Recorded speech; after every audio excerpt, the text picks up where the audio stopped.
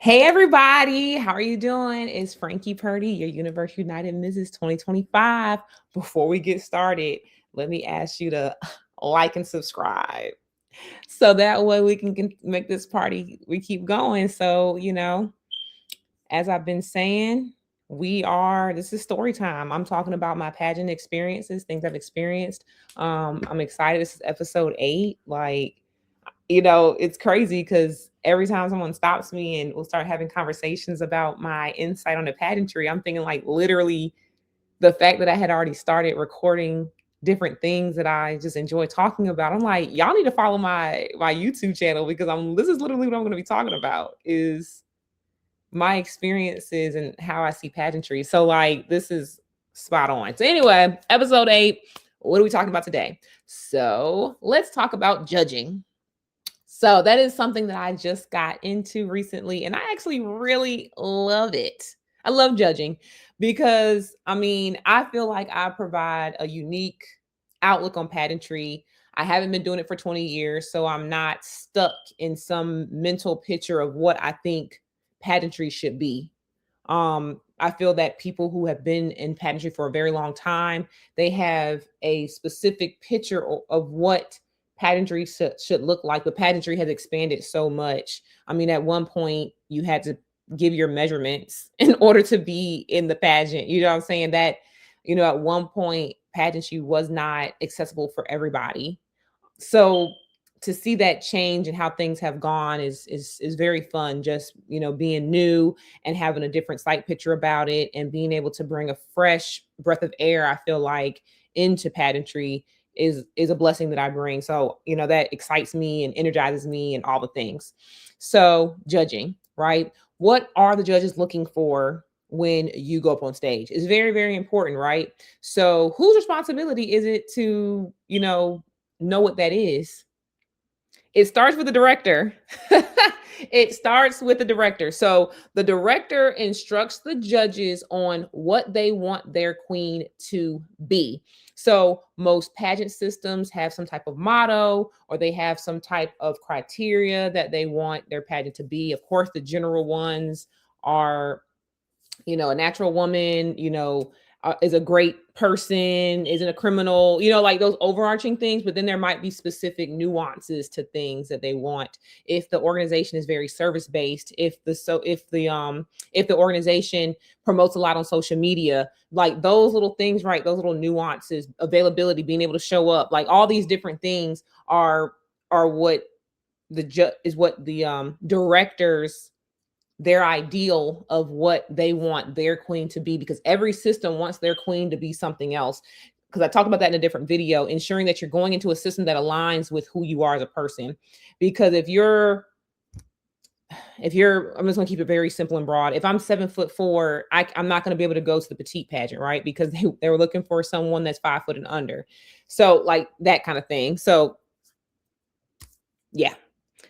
But anyway, the director is who it decides and gives the criteria to the judges in order for them to select the queen that best fits their organization. I'm also a director, so that means a lot to me, right? It really means a lot that I'm expressing to my judges exactly what I want my title holder to be, so they pick the right girl. And I just had the most wonderful realization. Like I said, I'm the director of the Miss Clarksville Juneteenth pageant.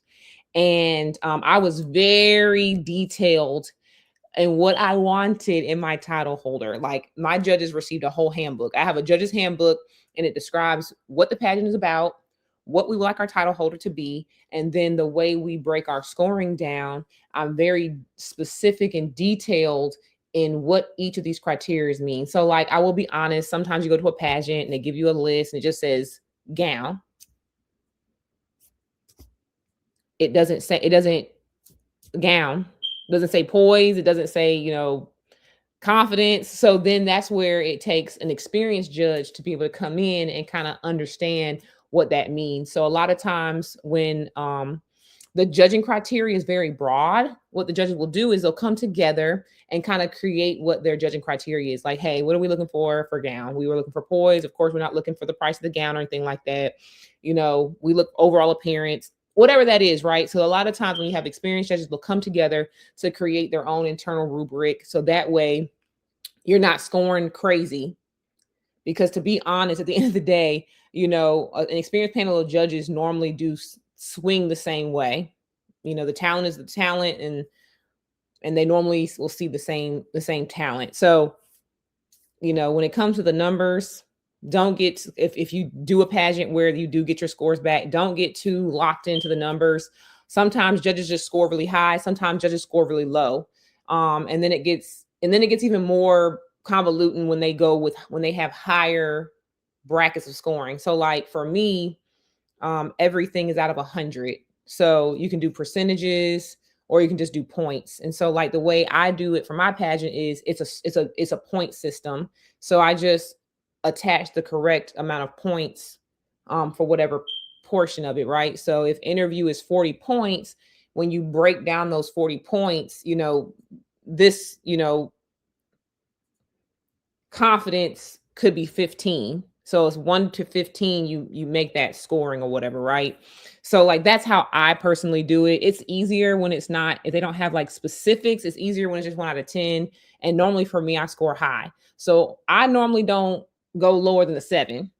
I stay between like 7 to 10 because that still gives me a broad range to score you. And it's also helpful when they, tell you, 10 is perfect, 8 to 9 is, good, really good, 7 is good, and then anything after that is just like a needs improvement. So like if I give a 6, then I also try to ensure that I'm providing some context to that so that person can get some feedback on what I saw. A lot of times, I think people just do a really good job. I just try to give comments that will like enhance something, right? So maybe the curls had fell too soon, and so now that style looks flat, like that kind of thing. Those are things that could deter from your appearance, versus someone whose curls are tighter will add to their appearance. So I don't necessarily take points off of that. Some people do, but I will write in there like, hey, maybe some more hairspray or a little bit more makeup to like enhance, because you're going against stage lighting, right? Stage lighting will wash you out, which is why you have to go heavier with makeup. So those little things that you think about when it comes to judging. Also, too, if you're doing a system, I actually had a conversation with somebody today about score breakdown, and I was like, I have to be honest, I don't know what this particular pageant score breakdown is, but that is a question that you can ask the director. And I've heard, as a director, I'm very transparent on what the girls are being scored on, because in my mind, how can you prepare for something if you don't know what you're even being scored on? Like, yeah, it's interview, it's fitness or swim, and it's gown, but how are those how are those categories being scored? A lot of times with fitness, you assume it has to do with physique. So, but sometimes it's not that. I've seen it where fitness, the breakdown was confident, you know, poise and something else. It was literally like a similar breakdown to possibly evening gown, but you're just in a fitness wear. And so if you don't know how your scores break down, you have every right to reach out to that director and ask them, hey, can I see what the rubric is for scoring? And to be honest, I mean, not to crap on anybody who doesn't do this, but a director who won't give you what that is, I don't know, I would lift the eyebrow, like, why can't I know what I'm being scored on? But that's just me. I'm a transparent director. There's probably some reason why you don't want to do that, maybe. I don't know why, but that doesn't mean there's not a good reason behind it. But at the end of the day, you have the choice to do the pageant, you have the choice not to do the pageant.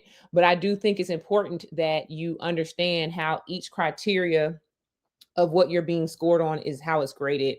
But that comes to the end of our segment. I'm excited that you took the time to listen, and I look forward to sharing more experiences with you. If you have any suggestions or things you want to know about, I ask you to drop it in the comments, and I will definitely consider it in making another episode. I look forward to seeing you again soon. Bye.